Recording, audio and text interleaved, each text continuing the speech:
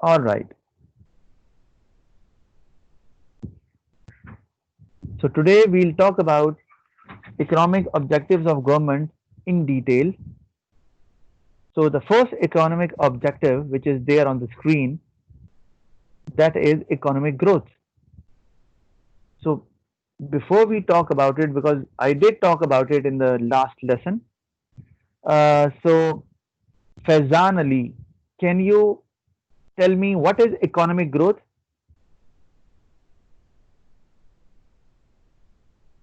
Faizan, are you there?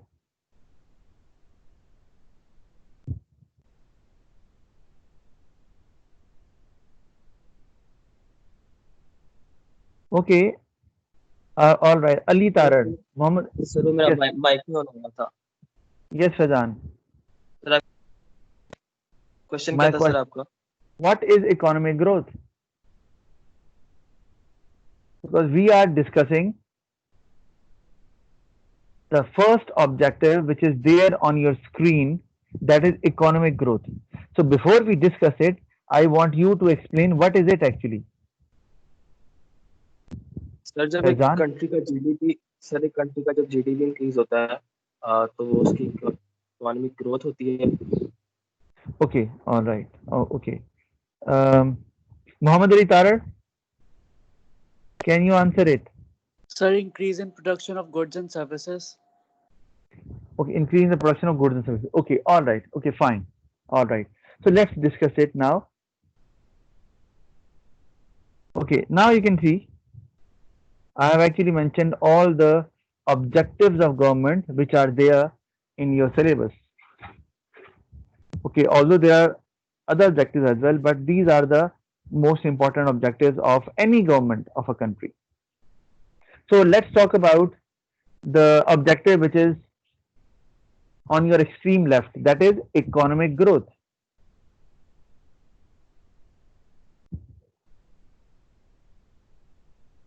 All right.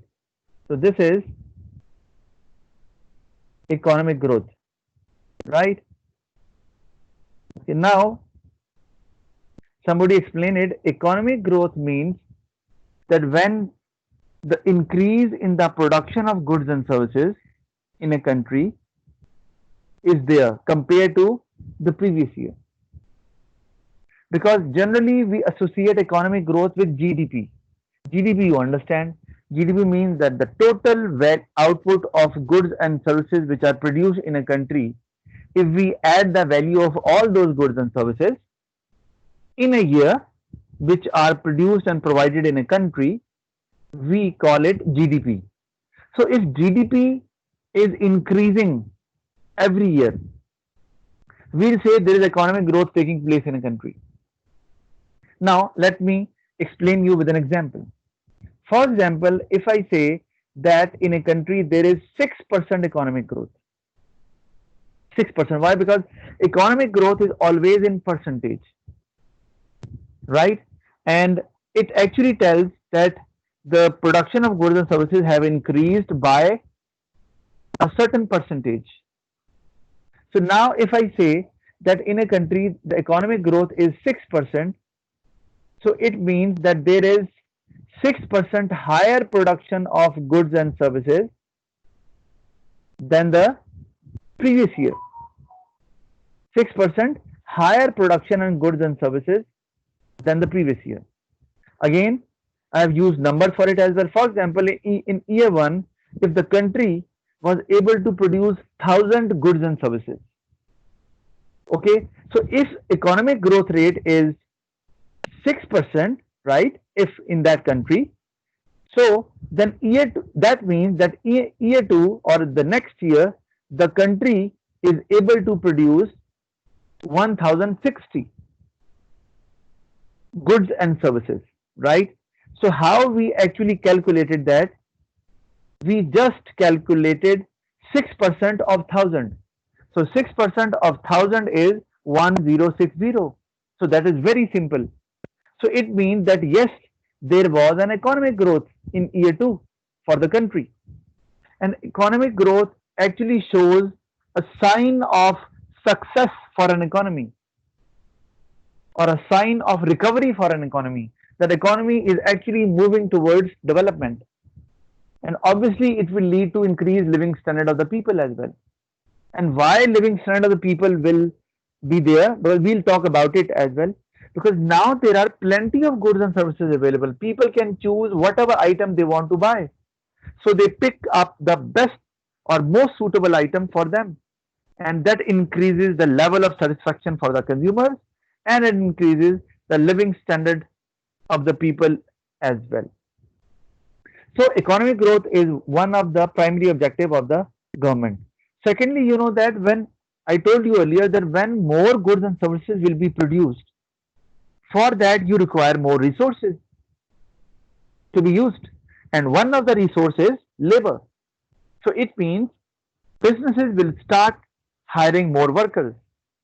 So it will lead to more employment opportunities, and it will increase the level of employment as well. So we can say economic growth is linked with the employment, but because low level of employment is another objective. But you can link economic growth with low level of employment as well.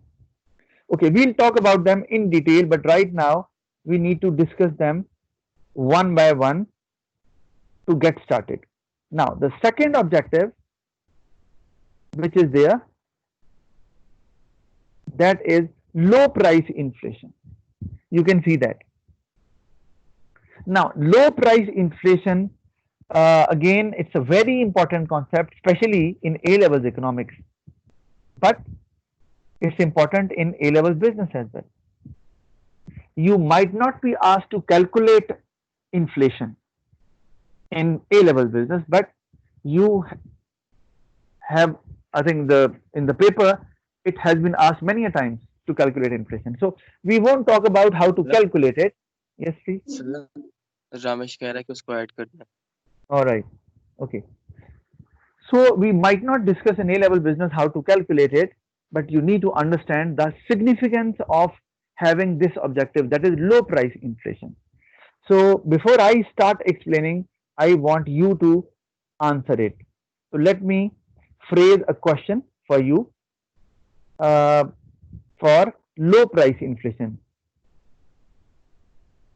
So, all right, let me ask Aniza Hamid. Aniza, do you know what is low price inflation?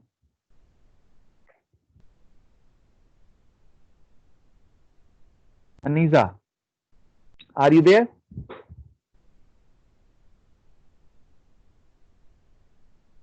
Aniza might not be there. All right. जी sir. Yes, Aniza. So Aniza, where were you?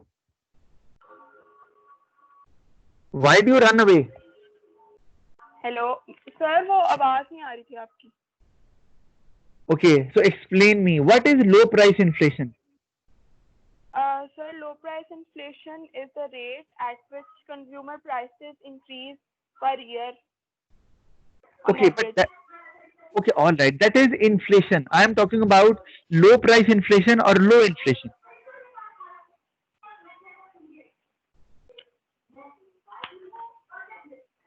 Aniza, no idea? No sir. Okay, all right. Okay, Moaz,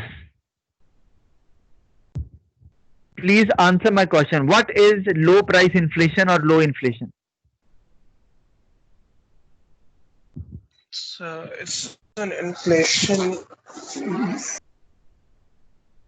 Yes, please. What is inflation?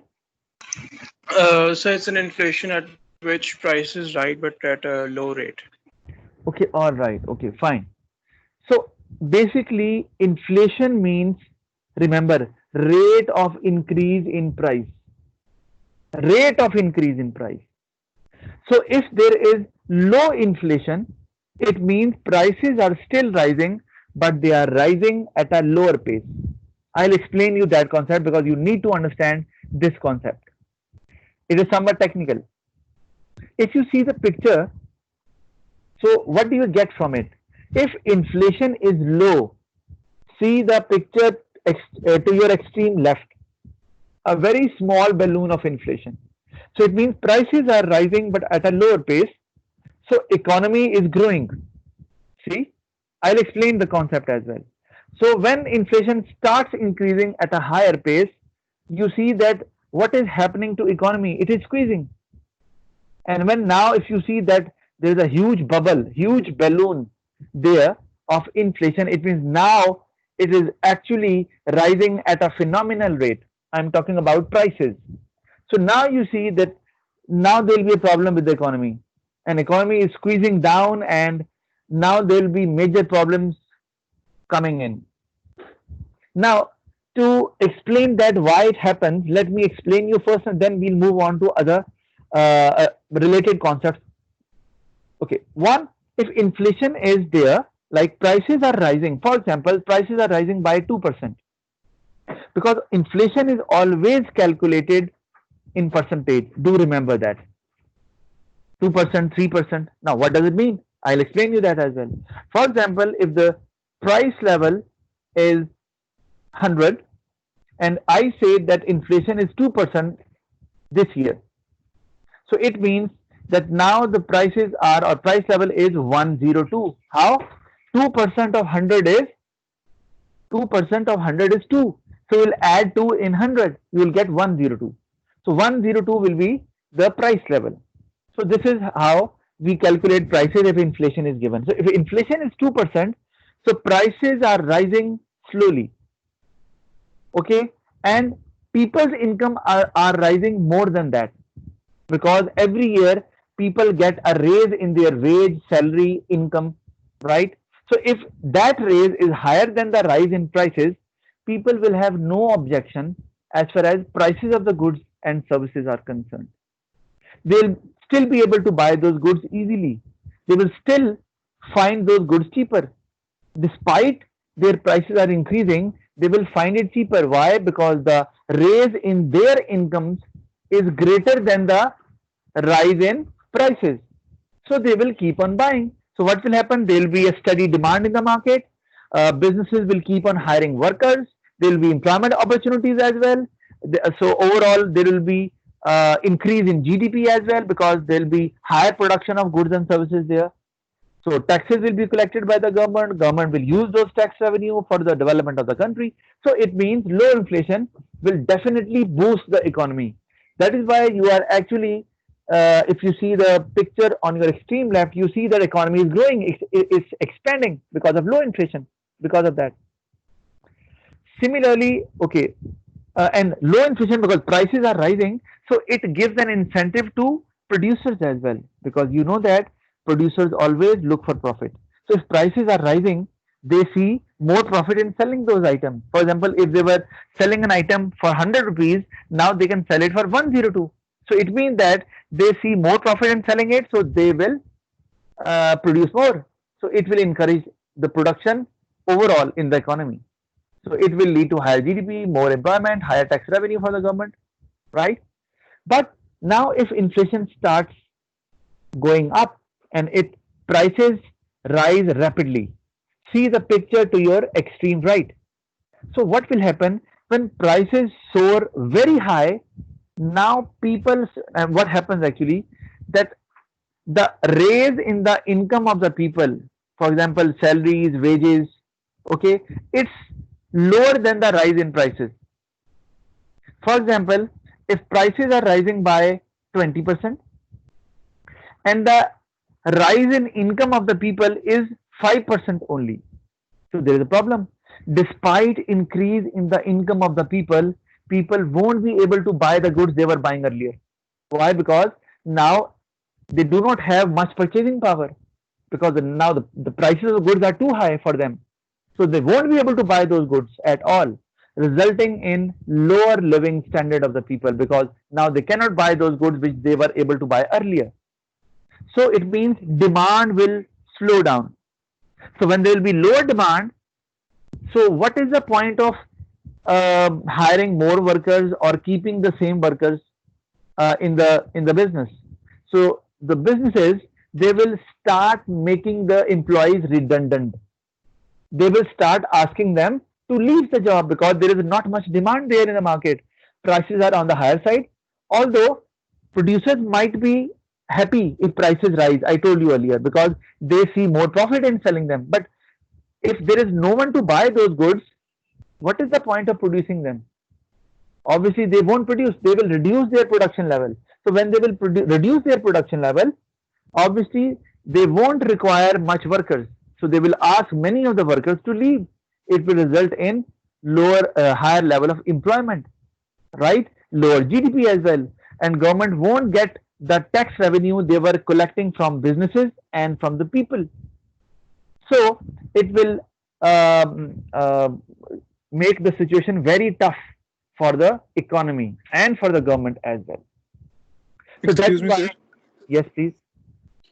Sir Junaid कह रहे कि उसके phone में battery नहीं है और साथ में उसके घर की लाइट चली गई है, तो वो मीटिंग छोड़ के चला जाएगा अभी, तो उसकी अटेंडेंस मार्क कर लें. Okay, all right, all right.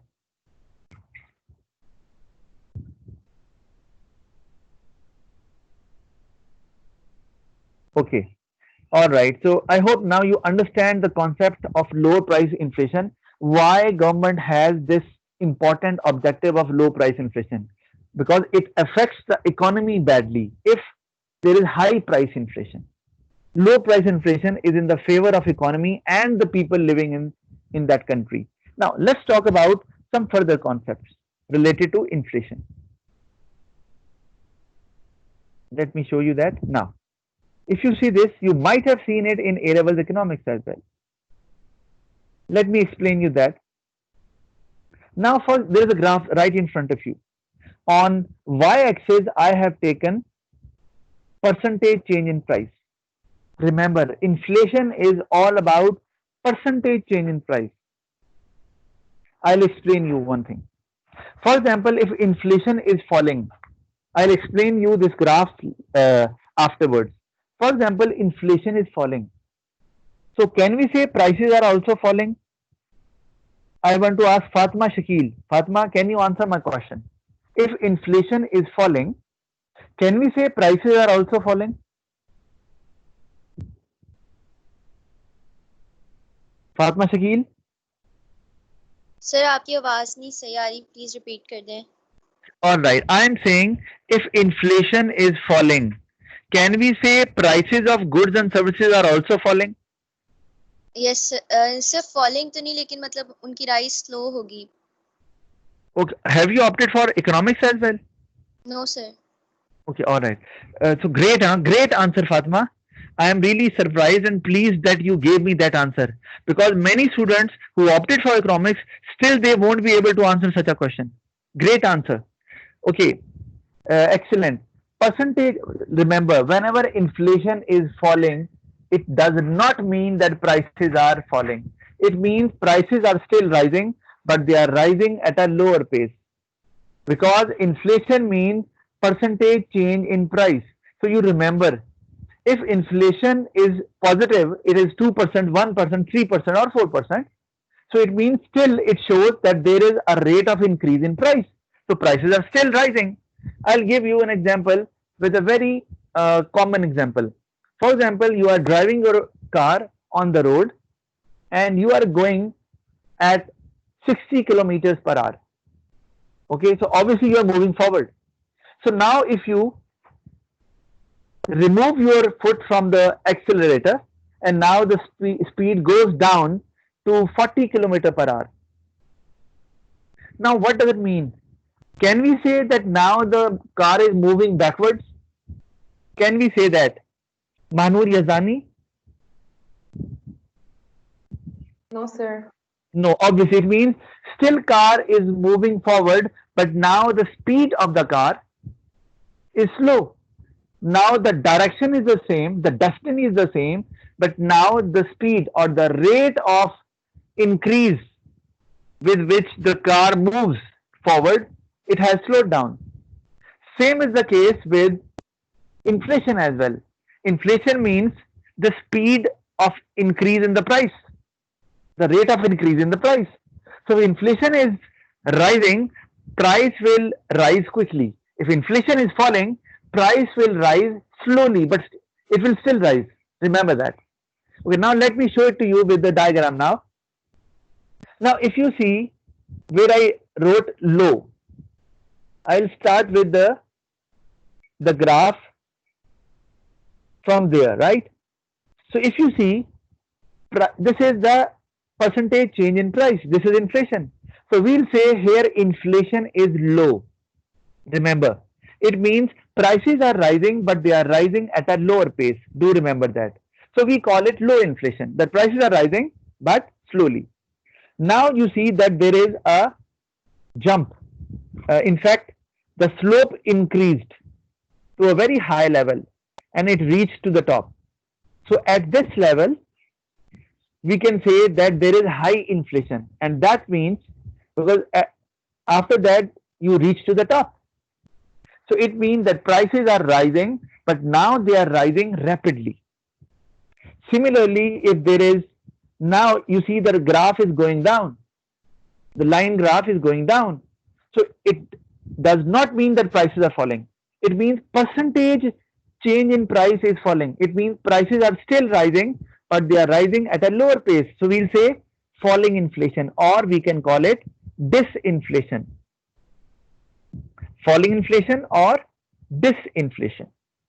Similarly, when it reaches or touches x-axis or horizontal axis right here, so it means that now inflation reaches zero.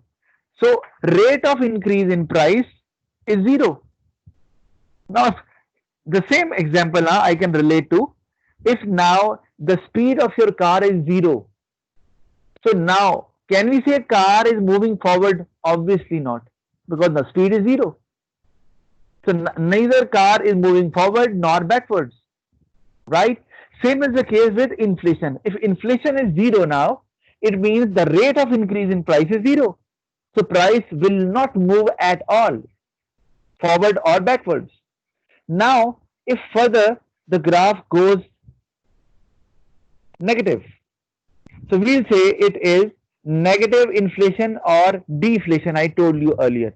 Now we'll say, for example, inflation is minus 5%. So it means now prices are, because the minus sign is there. So because inflation is the rate of increase or percentage change in price, now this is the rate of decrease in price. Deflation is the rate of decrease in price. Now prices are falling, remember. Now prices are not rising at all. So do remember, as long as inflation is positive or above zero level, prices will keep on rising. Doesn't matter whether they rise slowly or rapidly. But when it reaches to zero or it touches horizontal axis, it means now there is no change in price. Price is constant. And after that, when it goes negative, I mean inflation, we call it negative inflation or deflation, then prices start falling. Now you see the key as well. I have made it as well. So inflation is basically the rate of increase in price. So do remember, when it becomes negative inflation or deflation, we'll say rate of decrease in price level rather than increase in price level. Or you can say increase is minus 5%. Still it is okay. If you say increase is minus 5%, still it's fine. So for low inflation, I wrote it there. Slow rise in general price level. Then there is high inflation. You can see that as well. High inflation means rapid rise in general price level.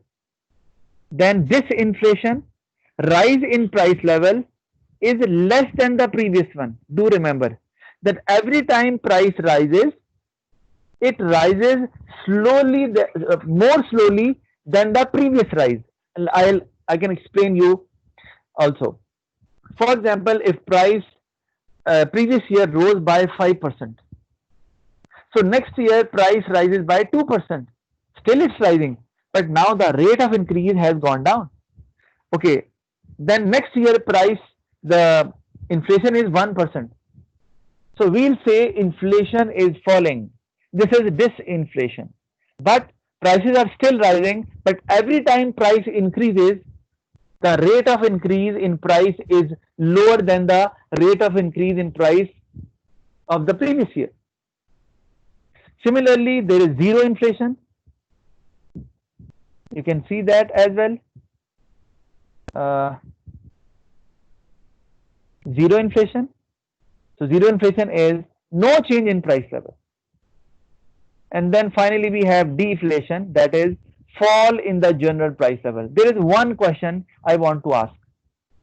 I have used the word, or the term rather, general price level. Why do not use the word price? Why general price level? Why I'm using this term?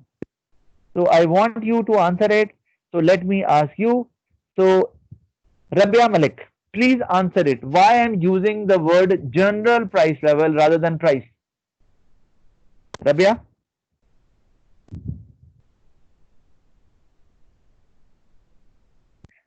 Sir क्योंकि एक product की price नहीं है मतलब overall सारी prices rise कर रही है Okay, so do you have economics as well? Rabia, do know you have? Sir No, okay. Again, a very good answer. Great answer, Rabia. Again, I am very happy and pleased with that as well, that you are good at concepts as far as this concept is concerned. Because inflation is a concept which is related with macroeconomics. So do remember, whenever we study, although I am not your economics teacher, but still I have to explain you that.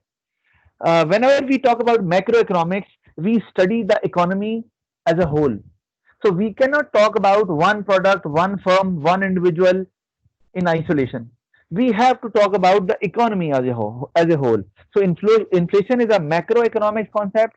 So here inflation means prices of majority of the goods and services which are bought and sold by the people of the country.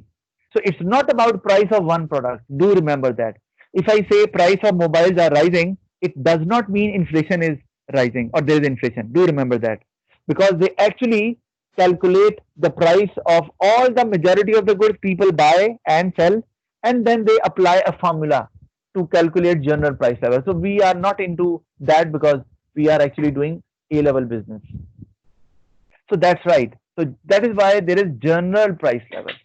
So this price actually is related with all the goods and services which are produced, which are bought and sold in an economy in a year. Okay, now anybody, any problem regarding inflation or the concept I just explained? I can wait for few seconds. Anybody, any question regarding that?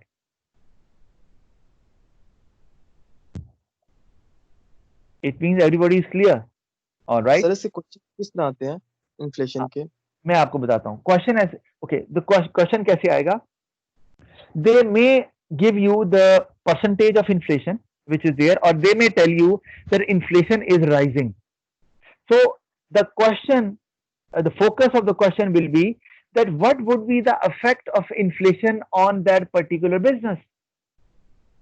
So we'll talk about that as well. I told you earlier, where inflation is high, do remember, it means now people cannot afford to buy goods and services because they are too expensive.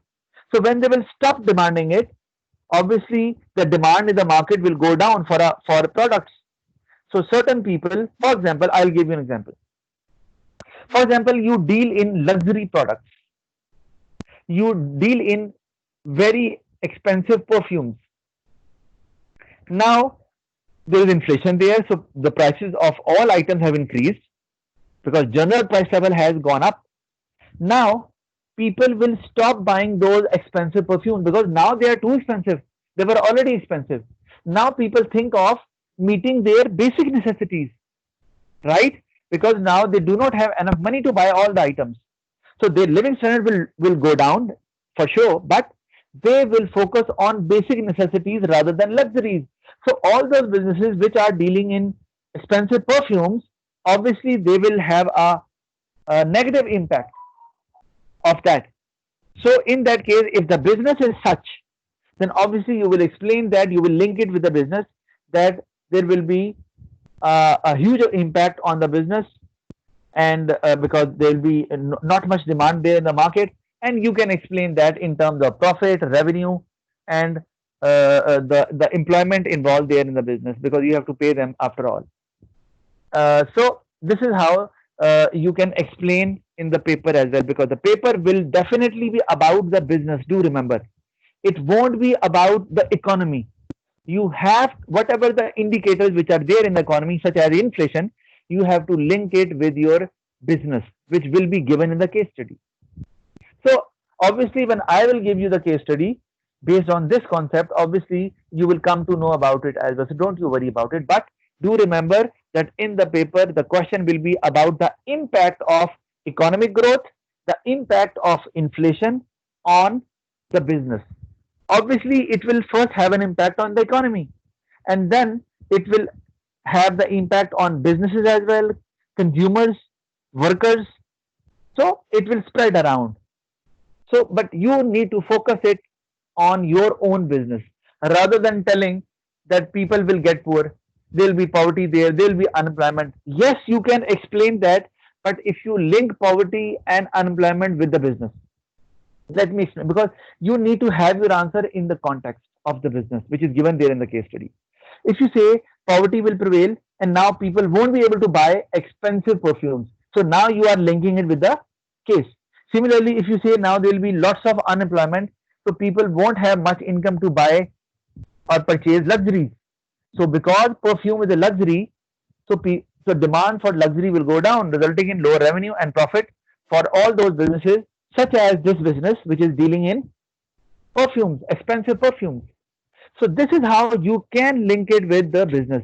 But if you won't link it with the business and you will just talk about unemployment or poverty, you won't get marks for that at all, because that is a major difference between economics and business.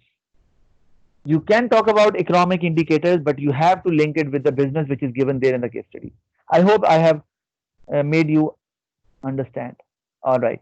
Now, let's move on to the third economic objective.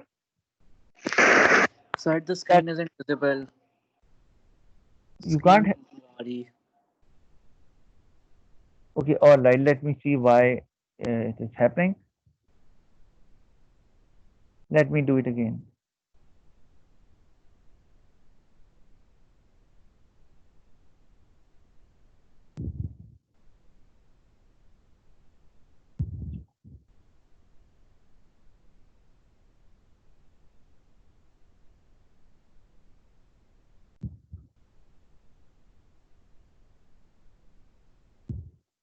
All right. I hope now you can see it. All right. Yes, sir. Now we'll talk about. Yes, please. गाना सलार कह रहा है उसको add कर लें. Now it's too late, na? Don't you think? I won't add him. It's 3:40 now, na? All right. Now, low levels of unemployment. I won't talk about it much because we have to discuss it in detail about its pros and cons. But to just give you, I want you to explain maybe a bit, a point or so. Can you tell me why government want to have low levels of unemployment? So I want Sabah Rashid to answer. Sabah Rashid, why government wants to have this objective?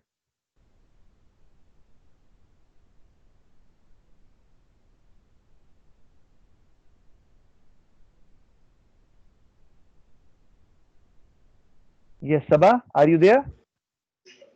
Sir, repeat कर the question. Sorry, मेरा internet नहीं सही. All right. My question is that if you see on your screen, so there is an objective low levels of unemployment. My question is why government will have this objective? Yes, Sabah? Sir level of unemployment low होंगे तो जब country के लोग ज़्यादा job करेंगे तो उनकी productivity ज़्यादा होगी, कंट्री की इकोनॉमी बढ़ेगी क्योंकि प्रोडक्शन ज़्यादा होगी. Okay, all right, great. But okay, remember, many students, they talk about productivity and production together. You can use it together, but you need to know there is a difference. If, for example, there is low level of unemployment, so it means more people are employed. So it means yes, production. Sir Yes, please. Sir जब लोग ज़्यादा earn करेंगे क्योंकि ज़्यादा लोग employed होंगे उससे ज़्यादा लोग टैक्सेस दे सकेंगे और इनडायरेक्ट टैक्सेस गवर्नमेंट ले सकती है जैसे sales tax. Yeah, great. But how? Fine, absolutely right. But one thing do you need to remember: if you hire more workers, they will produce more. But it does not mean that their productivity will also increase, because productivity is nothing to do with total output. Productivity means output produced by one worker. If we talk about labor productivity, So we never know if you hire more workers whether they produce more or not. But yes, they are adding some output in the total production.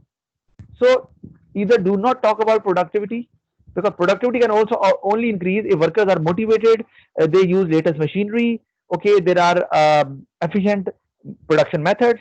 Otherwise, you can't talk about productivity, because hiring more workers will not lead to higher productivity. Hiring more workers will only lead to higher production. Do remember that. Okay. Now, okay, you understand that there will be more people employed, so they will pay more taxes to the government, and they'll buy more items as well. So when they'll buy more items, it will have a very good impact on businesses as well, because now there will be an increased demand of their goods. Especially, you know that when people get more income, demand for luxury items increases.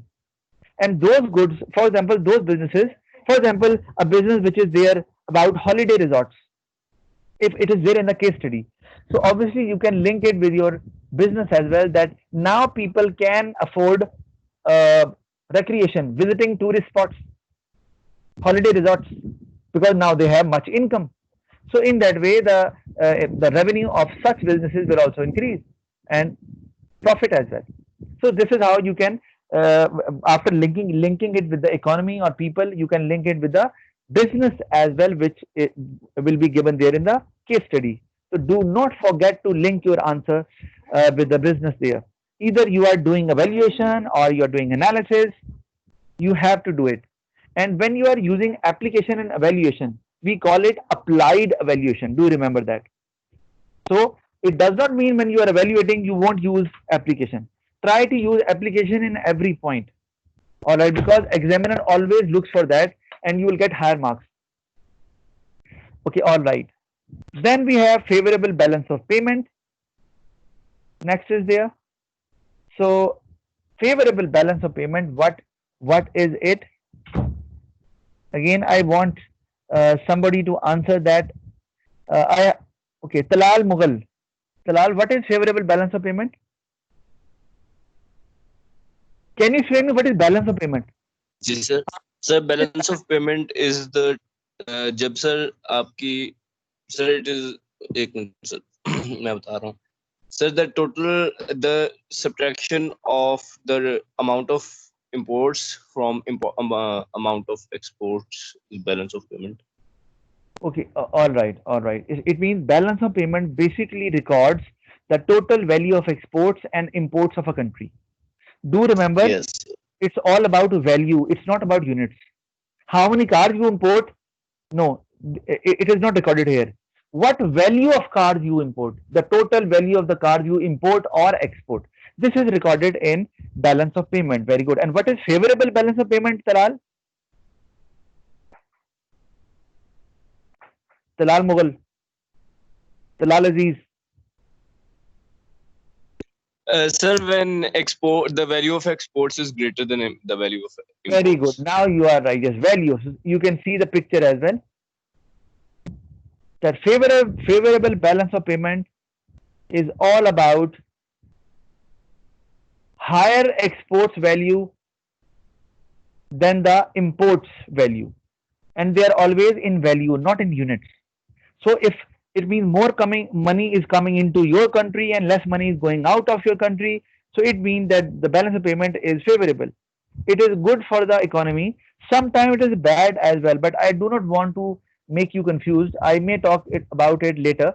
But right now, yes, in the short run, if exports are greater and imports are on the lower side, you are in the benefit because you are getting more money and your currency is being demanded by other countries as well. All right. So why a balance of payment or favorable balance of payment is required? I told you, because more money will come into your country. But it is linked with exchange rate stability. Exchange rate stability. So I need to discuss that, and then I'll discuss both balance of payment and exchange rate stability together. Anybody who can explain me what is exchange rate? Or okay, let me ask you. All right. Yes, please. So exchange rate is the value of one currency in terms of another currency. Very good. Excellent answer. Okay. And what is exchange rate stability? आप ही बता दो. Because this is an objective. Sir, exchange rate stability is when the value of one currency in terms of another currency stays stagnant. It does not fluctuate a lot. Very good. Excellent answer. Zabardast. So basically the objective of another objective of government is exchange rate stability. That exchange rate should not fluctuate too often. And how it would have an impact on the economy and on the businesses, we are going to talk about it.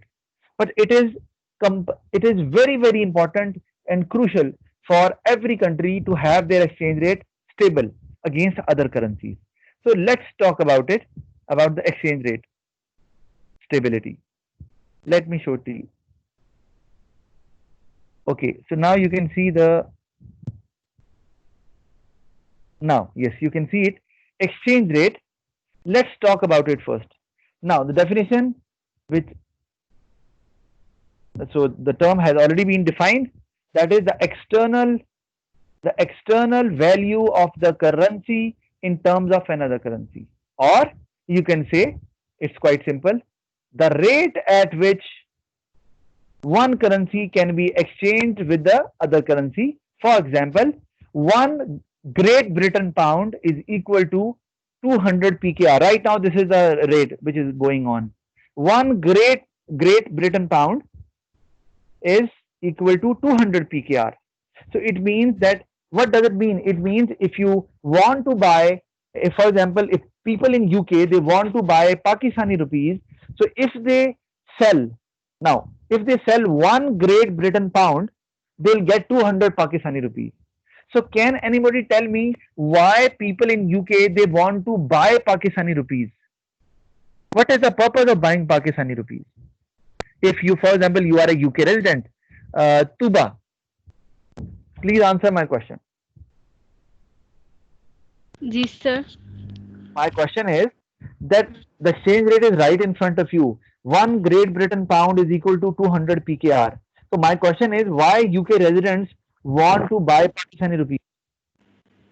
Sir वो cheap होंगे इसलिए उनको rupees cheap हैं तो करेंगे क्या rupees का?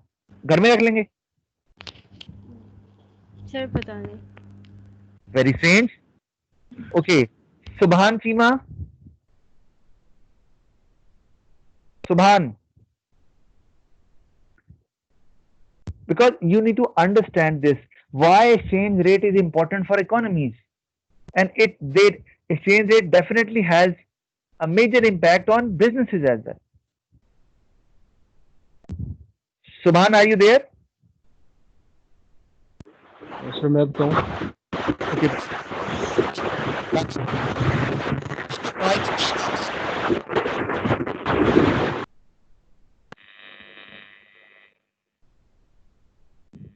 Ramesh, yes. Okay, all right. So maybe there's a problem with example दे देता हूँ. For example, सर अगर एक ऐसी कंट्री का एक्सचेंज रेट ज़्यादा है जिसे हम इंपोर्ट वगैरह करते हैं और अगर उसका एक्सचेंज रेट कम हो जाता है इन फ्यूचर, तो अब हमें अपनी लेस करेंसी स्पेंड करनी पड़ेगी वो बाय करने के लिए. तो हमें वेरी गुड ग्रेट फायदा होगा. Thank you very much. So yes, UK residents, they want to buy PKR because they want to buy something from Pakistan. So obviously you cannot buy something from Pakistan by paying UK pound. Obviously not. You first will buy Pakistani rupees with your UK pound because that is your local currency, and then you will pay in Pakistani rupees to Pakistani companies, and they will supply goods to you or services to you. And why you are buying it? Because now it might be cheaper for you to buy. Earlier, 1 UK pound was equal to 160 rupees. Now 1 UK pound is equal to 200 rupees. So it means now earlier you were selling 1 pound to get 200 rupees. 160 rupees. Now when you sell 1 pound, you will get 200 rupees. So it means Pakistani goods are cheaper for you as a UK resident. Now with the same amount of money, that is 1 UK pound, you can buy goods equal to the amount 200 rupees. Earlier you were only able to buy with 1 UK pound items of 160 rupees. So it means now the goods are cheaper for UK residents. So they will start buying from Pakistan. So now remember, I'll stick to it. So there are companies which export to UK. There are individuals or companies who export to UK. So what do you think? Will they have the benefit or not? Mohammed Salar? If exchange rate was earlier 160 equal to 1 UK pound, now it is 1 UK pound equal to 200 rupees. So people or companies which are operating in Pakistan and they are exporting to UK, will they get the benefit or not? Mohammed Salar? Salar, are you there? Okay. Anyone else who want to answer that? Will they get the benefit or not? जी sir उनको benefit होगा क्योंकि उनका revenue increase हो जाएगा. All right. उनको benefit क्यों होगा? Why? Why would they have पहले the benefit? उनको एक ब्रिटिश पाउंड की जगह 160 रुपीस मिल रहे थे, अब उनका रेवेन्यू इंक्रीज होकर 200 रुपीस हो जाएगा पर पाउंड. उनको 200 नहीं मिलने वाले. Sorry to say. For example, I'll explain you. So for example, you were selling your goods earlier, 3 items for 100 rupees each. For example, 2 items for 200 rupees each. Or I'll make it even more simple. 2 items for 100 rupees each. It means earlier you were selling 1 item for 100 rupees. Okay? But at the time, the exchange rate was 1 UK pound for 160 rupees. So how many pounds are required to buy those 2 items? More than 1 pound is required. Because 1 pound was equal to 160 rupees. And the price of those items is 200. 100 plus 100. So now if 1 pound is equal to 200, UK residents only have to pay 1 pound. Because 1 pound is equal to 200 rupees. And those UK residents will be able to buy those 2 items with 1 UK pound. Earlier they were not able to buy those 2 items for 1 UK pound. क्योंकि 1 UK pound था 160 rupees के बराबर और वो item तो 200 rupees के बराबर थी पहले भी अब भी. So what happens actually now it is cheaper for UK residents to buy from Pakistan. So they will start demanding more items because all people want to buy cheaper items if the quality is same. So exporters will get more orders from UK and they will be able to sell more items to UK because the price is the same. 100 item for 100 rupees for each item earlier and now. But sir inflation भी तो हो रही है ना, वो prices की increase भी तो होगी ना आइटम्स की, इन्फ्लेशन की वजह से प्राइस आइटम्स मैं वही बताना चाह रहा हूँ ना. I am making it simple कि प्राइस में कोई चेंज नहीं. मतलब सॉरी कम अगेन. सर इसका मतलब ये हुआ ना कि विद रिस्पेक्ट टू एक्सपोर्ट्स हम लोगों को फायदा होगा but with respect to imports हम लोगों को नुकसान होगा बिकॉज हमें जो हम वहां से पाउंड्स में ले रहे थे अब जो भी आइटम्स अब वो हमें ज्यादा महंगी पड़ेंगी. Absolutely right, Abiha. So that was my question and I was about to explain that. Thank you very much that you explained it. Now I told you that in the exam the focus is on how it would have an impact on the business which is given in the case study. So for example, if they mention in the case study that business exports to other countries and exchange rate, in that case, for example, you live in Pakistan as an exporter and what is happening? Your exchange rate is actually going down. So it means for UK residents, it is cheaper to buy from you. So they will increase their demand. So revenue for exporters or all export companies will increase. They will in the benefit. But for importers who live in Pakistan and they buy from UK, now it will be expensive because earlier they were able to buy 1 UK pound for 160 rupees. Earlier, think about it that earlier the rate was 1 pound equal to 160 rupees. So earlier people who were buying goods from UK as imports, they were paying 160 rupees to buy 1 pound. Now they have to pay 200 rupees to buy 1 pound. So it means if they want to buy something from UK pricing 1 pound, they have to pay 200 rupees. Earlier they were able to buy 1 pound item from UK for 160 rupees. So it will be expensive for importers. So it means now the cost for importers will increase. So when the cost will increase, their profit will get squeezed.